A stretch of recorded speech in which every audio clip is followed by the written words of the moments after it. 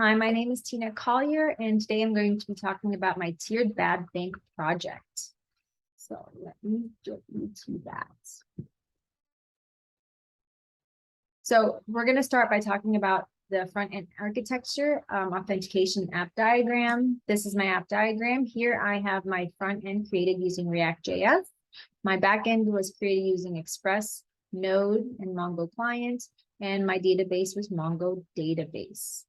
As you can see, my React and my Node Express backend are hosted on Heroku in the same instance, and my Mongo database is a serverless instance on Mongo database. So let's talk about my front-end architecture. I used React.js, which uses HTML, CSS, and I specifically used React Strap to build the UI. Let me show you what that looks like in my code.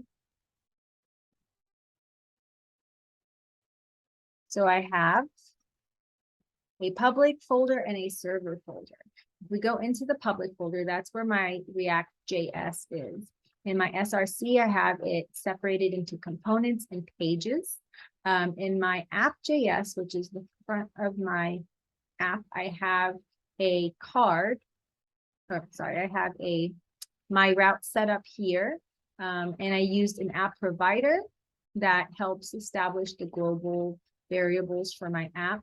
If we look at my app provider and my components, this is where I set up the ID, set ID, name, set name, and these, the state is changed through the components within my app. For example, if you were to create a new account in form, I access my global components using my context, and I can create those and then assign them to my global context. I also have pages along with my components, and the pages all use cards. So for example, I have a card here, which updates which deposits and updates a deposit. I have my nav bar, which is also created with React Strap. So let me show you what that looks like in my website. So this is what my front end looks like. I have a card to greet the customer. I can create an account. Let's create an account for Bon Jovi.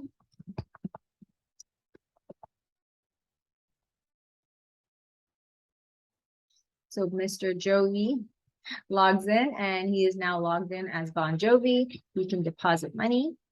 Let's say he deposits $40,000 and he withdraws $100 or withdraws $333. His balance changes each time he withdraws or deposits money, and if he would like, he can go check his transactions for the current session. This only persists over the current session. In the future, I would have my database keep track of those transactions. Each transaction has a unique transaction ID. And if you would like, you can go to all data and see all of the users that have created accounts. So Tina, Rylan, Rich, Zena, John, Roman, Peter, Clark, Jim, and Bon Jovi have all created accounts and have account balances. Now, let's say I wanted to log in with a different account. Their balance would persist through their next login, so the user can log out. And that clears their name, clears the user context. And let's say Mr. Kent would like to log into his account. Here it shows us Mr. Kent has $5,540. And once again, he can go ahead and make deposits and withdrawals on that balance. The balance is saved to the database.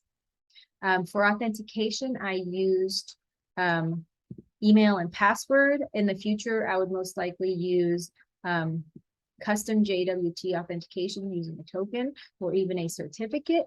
I kind of ran out of time because it took me a long time to figure out how to get Mongo to work correctly. So in the future, I would add more secure authentication for this application. Right, so that's the front end of my bad bank application.